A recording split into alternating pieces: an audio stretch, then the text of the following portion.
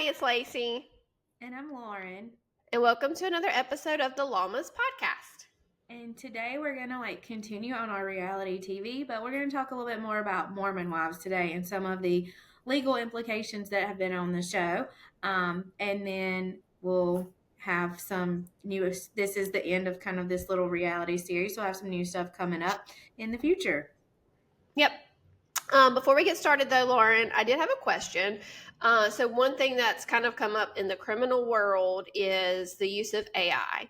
And so we've been working with marketing to find out what we need to do to kind of get ahead of the game with AI and how it's impacting marketing for our firm and other criminal attorneys. So I wanted to see if that is something that's also impacting estate planning, kind of what are you seeing with AI and estate planning and how it is fitting into your realm? So I will say this is actually something my law firm is going to be putting out a blog on soon. So definitely check it out. It's ABizLaw.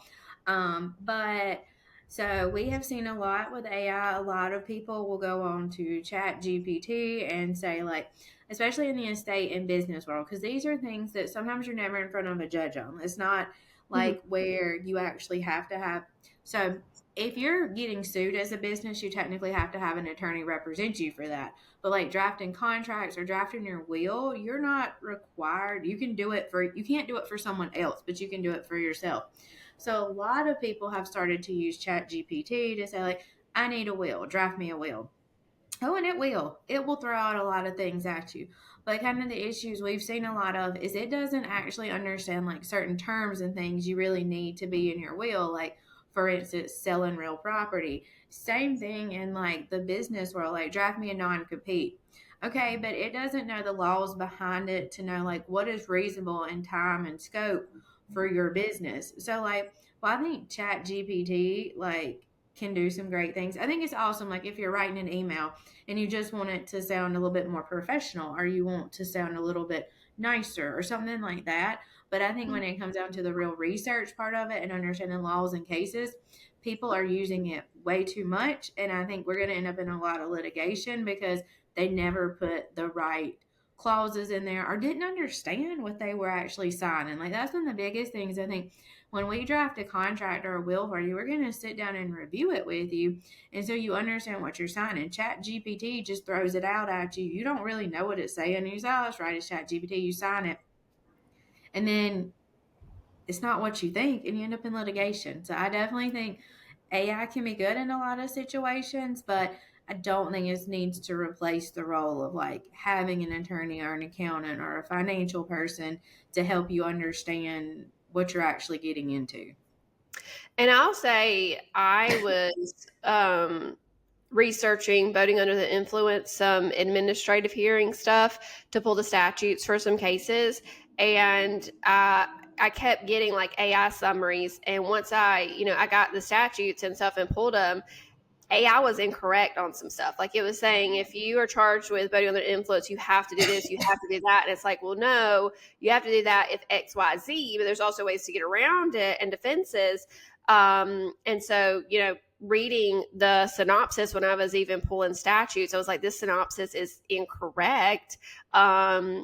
And so that was a little annoying. So, that's what we're seeing in our realm. They may give you a little summary, it did summarize voting under the influence, but, there was information that wasn't completely accurate. And there's a lot of ifs, ands, and buts, if that makes sense. That does, because so Chelsea in my law office, did something when I asked it a question, and it cited a case that didn't even exist. So oh my gosh. Yeah, I mean, obviously we're gonna go and double check Westlaw and all this stuff, and she's like, this case didn't even exist. And the thing is, a lot of times, AI is pulling from what's on the internet. Well, there's Wikipedia. Anybody can go on there and write anything. Yeah. So the internet is not always the best way to just find something. Just, I don't think it's ever going to take the place of real understanding and learning it and seeing it actually in action. You can ChatGPT it as much as you want, but they don't know how to go in the courtroom and make an argument. Yeah. I think I'm with you. It's a good tool for a basic educational period, but that's it. You know, it may educate you on surface level things, but you're going to need an actual attorney for depth, if that makes sense. So yeah, so our advice to anybody listening is, use AI as one tool in a toolbox, but an attorney is always going to be a toolbox that has everything in it, right? So all the pieces. So definitely reach out to an attorney. Don't just rely on AI for these things.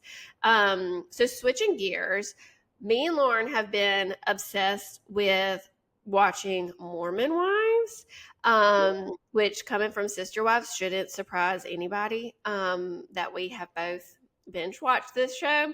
So if you haven't watched Mormon Wives, it's on Hulu, and it's the Church of Latter-day Saints, I believe, and it kind of started with one of the members, Taylor Frankie Paul.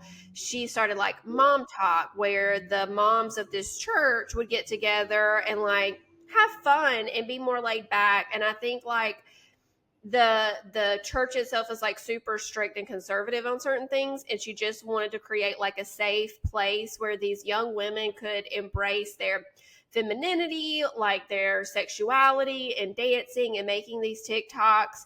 And so I really like how it kind of started with the Mom Talk, which is what led to the show. I do think it had a lot of good values, but in watching the show, I don't, I almost have issues with the church itself with supporting that. Like, there's some things that really bother me as a woman in watching the show. And one of those things I was telling you, Lauren, was the fact that one of the members was like 16 when she got pregnant and married, and her husband was like over 20, Yeah. 21. I think he was 21.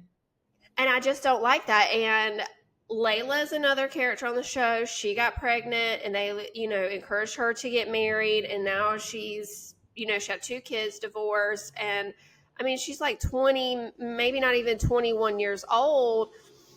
And I just really think they push women into marriage at such a young age. And so I don't like that. And you have statutory rape with somebody being like with this, she was 16, got pregnant. So it's obvious, like, I have some issues. Like, statutory rape, I think, is a hard thing. If it's like a 16 and an 18-year-old, I don't feel like that 18-year-old did anything wrong, because you're probably in school together and those type things. You're probably on the same maturity level. So, I mean, like, some statutory rape cases, I do feel really sorry for the perpetrator. But like in this situation, she's 16 and he is over. They weren't ever in school. Like, I guess for me, I say, like, if you're 16 and he's 18 and y'all have been, like, I don't know, when we were in school, a lot of our friends in like the band and stuff like that were a few years older than us, because we hung out like, as a group in that situation, and people dated.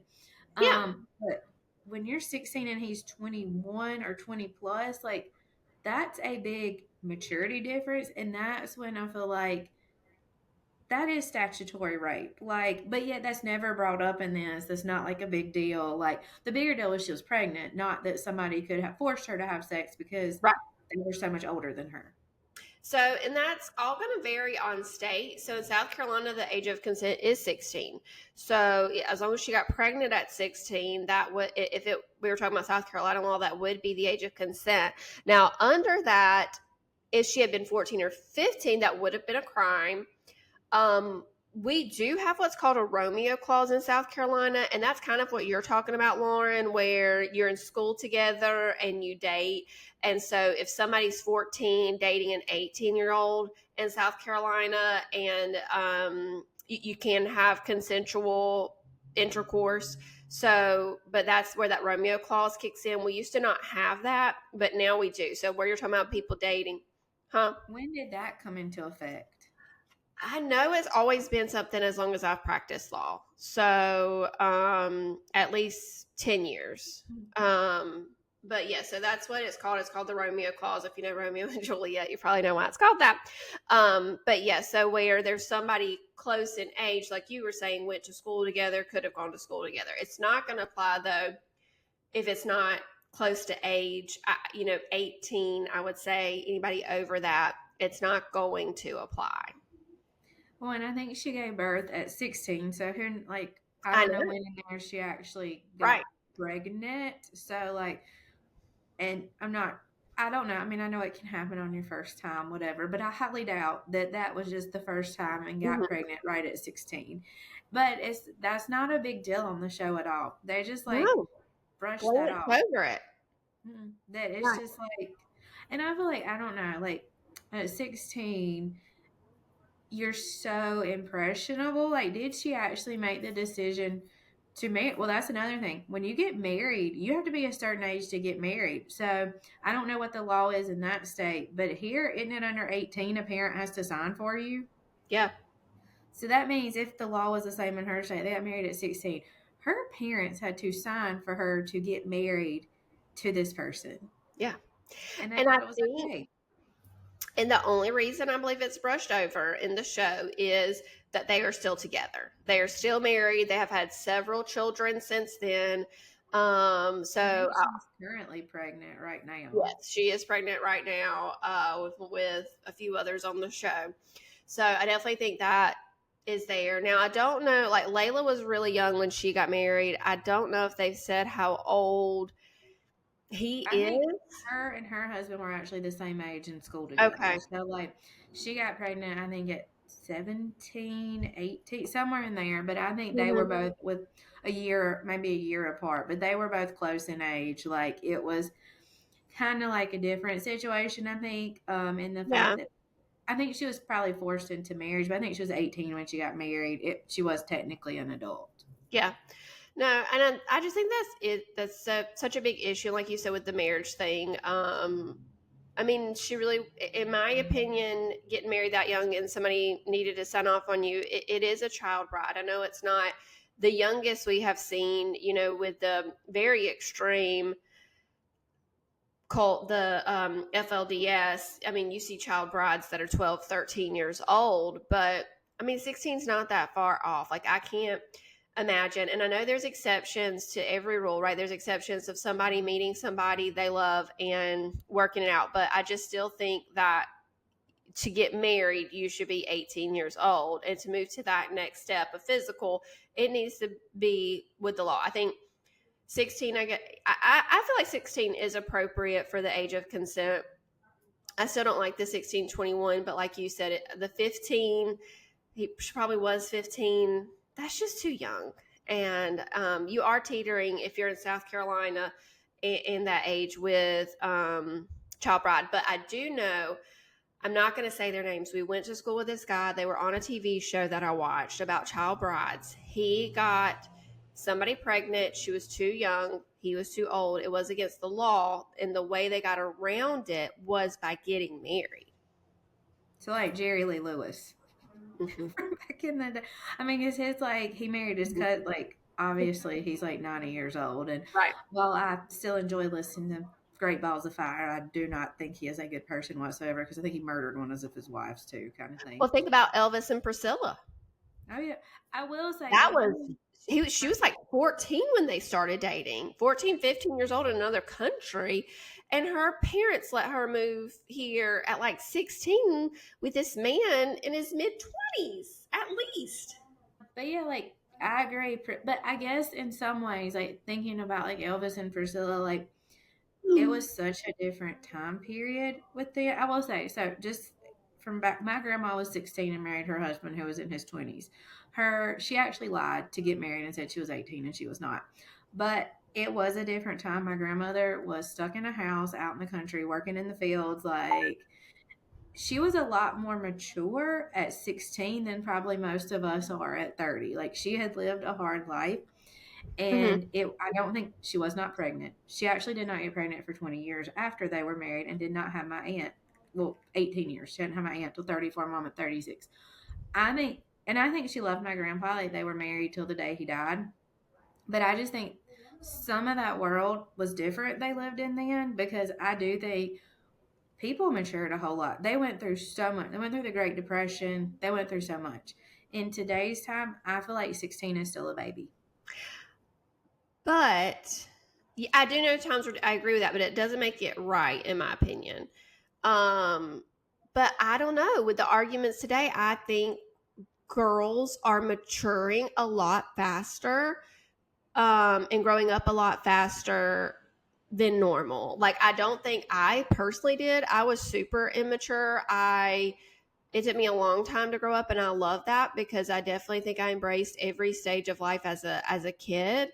Um, but I don't think my sister did. Like, I think my sister grew up a lot faster than I did, and just seeing some of these girls on social media, I mean, they look so much older than I think they really are. I think our bodies have, like, women, this is getting on into science, but women start having periods early, women are able to have babies like earlier. I think in some ways we're developing those type things, but I think as far as like life and having been through stuff, I think Yeah, like back then my grandma only went to sixth grade, and then she had to start working. Like, I hear for you. Yeah, her, getting married was actually a better life. Not that her parents were bad to her, but she was out like doing everything, all this. Where like today, I do think our bodies are maturing faster. Girls are getting periods quicker.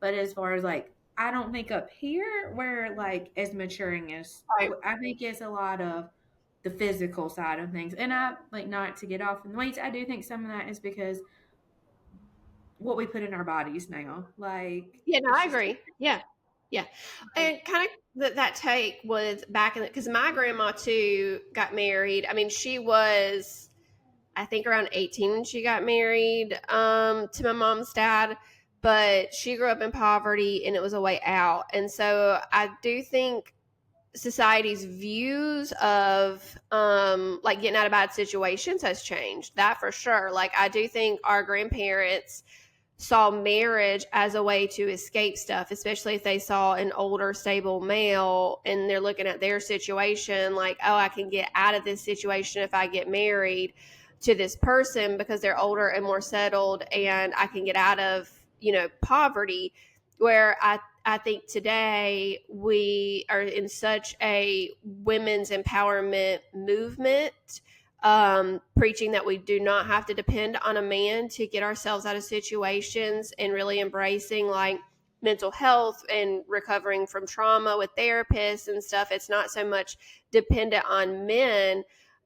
So I just think society pressures are for sure different on women today than back then. And that's, probably why what led to marriages so early on in life I back will then. say, like, kind of looking at it, I do think in our world today it is different, but it's kind of crazy in the celebrity world that all of these, like, kind of how, like, we talk about in the Latter day Saints, they say it's okay, like, and they've done this and forced these people. But then you see in the celebrity world, I remember Hillary Duff, who is our age, when she was like 16, was dating the dude from Good Charlotte who was like 28 or something. And it's like, it's okay. They're celebrities. And it's not, because like Jerry Seinfeld, he was like friends with this girl who was 16, but they didn't have sex till she was 18. So like it Okay. didn't count. So I Yeah. feel like in certain cultures it's just overlooked, but then like in the celebrity world, in this Church of Latter-day Saints. But I think it shouldn't be, I guess, just Right. because you're in this situation, or because you're a celebrity, you shouldn't get a pass. Agreed. And, Kylie Jenner dated Tyga, and she was like 16, 17 years old. And I want to say he was in his mid 20s, Yeah, he was and I know they would say, well, Kylie's so mature for her age and all of that.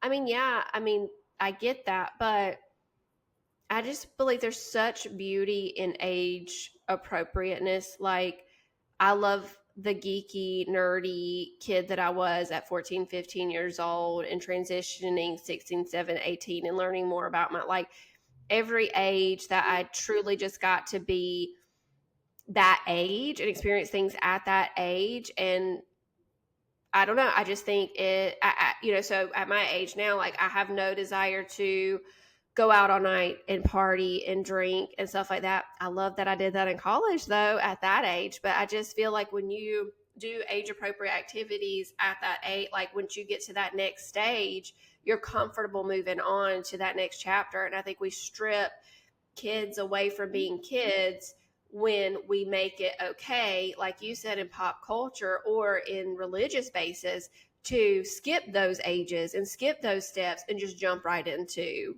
adulthood. Well, yeah, like you see, like not like all the memes about like when I was 16, this is what I look like, and girls today have like the Yes. 900 skincare routines, like all this stuff. Instead of just like, granted, what we did probably wasn't the best because we were like using the Stradix and Noxzema and all that. But like girls at 16 do not need to put on 50 different moisturizing creams. Your skin is Yeah. good and nice, and I feel like they're becoming adults on certain ways. Like they're missing out on just like fun Yeah. stuff. I can't say much. That I probably was born an 80-year-old woman. I like my life. I have done age appropriate things, but in my heart of hearts, I'm an old woman to start with. Like I was not one that in college got my feelings hurt if people went out and I didn't go because I wanted to go to bed. And I have no regrets. You don't? No, you never did. Mm-mm. I don't think peer pressure Um, was a big thing for me because inside I was Sophia like my whole life. But I do think girls today are being peer pressured a lot. yes. Yeah. Yeah. And there's a balance to it. It's okay to teach girls skincare, like you said, but let's not make it overboard, because when you're making it so much about prevention of being old instead of just taking care of an organ for skin cancer, I think there's a way to approach it. Like I want my girls to learn, um, you know, nutritional facts. I want them to learn to wash their face and moisturize, but only because that's healthy for skin purposes, not, oh, we have to do all these 50 moisturizers to prevent wrinkles because heaven forbid we get old, because then I think you're ingraining in them these issues, and then and I don't want them to judge others when they do start getting wrinkles and getting older and stuff like that. Like, let's just embrace all the ages. And so that is circling back to Mormon Wives, some of the things criminally and personally that I think me and Lauren both have seen in the show that we take issue with. Doesn't mean we're still not going to binge watch it. We're No, going to be and there for season 3. that a lot of them, like, this is like just not that any of them will ever watch, but if some of them ever watch our podcast, we know that you are forced to do a lot of the mean things you do to become a villain. I don't like you, Whitney, but I know probably some Yeah. of it is Yeah. forced. And I'm Team Taylor. And I will say one thing I feel about Taylor, she's done a lot of bad stuff. Like, she really has, but she has owned it. And Always. also, like, I feel like she hasn't at this point let other people influence her too much, because when her baby daddy was not the right decision, she did not go marry him, even though her parents, they didn't like him, but because of their culture, they were forcing her to think about marriage, and she didn't go marry him because, well, I Yeah. think she probably admits the child's not a mistake, but the relationship with him was a mistake, and she knew better than to go forward and get in that marriage. Yeah, I agree with you. I love Taylor. I think she teaches and promotes some great things we can all take away. The importance of accountability. That is just huge. I love that she always takes accountability for things. I like that she expressed how she feels. I think a lot of times we as women suppress how we're feeling to appease others, and keep the calm. And I'm not saying you have to yell and scream your feelings, but I do think we should be more comfortable saying, hey, I don't like you. I don't want to be around you. This is my boundary. This, I will be here and sit beside you, but that doesn't mean we're like, I like that. I like that Taylor will speak up for herself and advocate for herself. I don't like how her dad talked to her in that one episode with, like, she was talking about how it was her fault almost for jumping into bed with Dakota so soon. Like, what does that, say about you? And in my head, I'm like, that she's told you how she felt. Like, she's upset at herself for doing that. And also, even if she wasn't it's her body. She can do what she wants. If she's after her divorce and she wants to hook up with, like, she's entitled to do whatever. And clearly she was in the right frame of mind, or in the frame of mind that she wanted this to work out with this person, not just, a fling. and she's recognized that, and now she regrets it, and she's owned it. So I didn't find it appropriate that her dad like tried to sex shame her, essentially.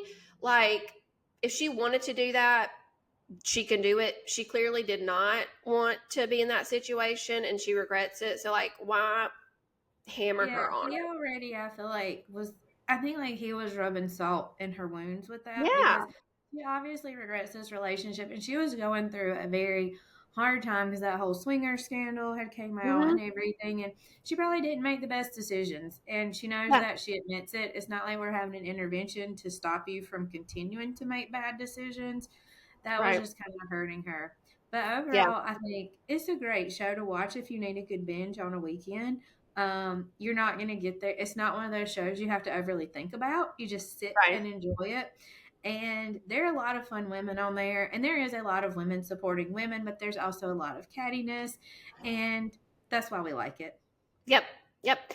We didn't get to talk about the cease and desist, so we might have to save that for another episode. But well, I don't know. I know we're running late, but I think we can squeeze. Can Demi get a cease and desist on Jen? I You mean, can this is only get she's a a public seat. figure, I think, but So she's got a higher bar when you're a public figure of like so proven far. like this type stuff. And it is really hard. Like, this is the hard thing. Anything with this type stuff, truth and opinion are 100% like defenses. So like if you're Mhm. saying I think she's a slut, that's fine. If you're doing things, and the hard part with all of this is like we've talked about kind of before with like the Johnny Depp case, we're kind of, you have to prove there were actual damages to you because of what this person did. So, Right. like, getting an injunction, you're never going to, it's kind of that freedom of speech. You can say whatever you want to say as long as it's like true. And I think that's kind of the issue in some of this stuff is like, what's true, what's opinion, and what is actually a true, like, there's a difference between Lacey sucks and saying Lacey was disbarred as an attorney. Because one is Right. my opinion, which is not, but just kind of saying, and the other would be stating a fact that wasn't true. And that is why cease and desist letters. So we do these for our clients sometimes. They don't really hold a whole lot of grounds. Like, sometimes it scares somebody enough to stop, but these two women both have enough money to go get attorneys. They're going to have to go in Yeah. there and let a judge decide, was this actually, slanderous, like bad stuff, or was it just mere puffery? And I don't know. I think honestly, neither one of them need to go to court over this. Yeah. I know, because like I think it was over whether or not she made out with some guy when they were on Yes. a trip. And I mean, I don't know what a judge will do if she's saying, well, I didn't make out with them. And she's saying, well, yeah, you did. And I saw it. Well, I think at that point, like it's going to turn on damages. And Demi's still with her husband, and she's still making money, and she's still employed on the show. So I think, like you said, the damages really take control in these situations, because you can be catty, you can spread gossip, whether it's true or untrue. But if you're not harmed by it, There's of course, they're nothing. not going to want to get involved. Nope. Well, that So, I think takes us through yeah. Mormon Wives. We're going to have, as we know, P Diddy, we're waiting to hear on the verdict. So like hopefully that's going to be our next episode for y'all, so we can kind of break all that stuff down, because hopefully we'll have it soon. Um, we're filming this on Thursday, so if this comes out on Friday and the verdict's Friday morning, that is how I said this. But we're looking forward to digging into that and maybe getting into some women in crime in the future. But definitely send us Yeah. DMs. Let us know what you want to hear about. Yeah, we're going to be digging into a series for women in crime, kicking off with probably Karen Reed, since her verdict just came out, and Anna Delvey, and we got a couple others we're going to do a series on. But if there's any women in crime charged with a crime, or like con artists, like seriously, let us know so we can add that to the series we already have planned. See y'all later.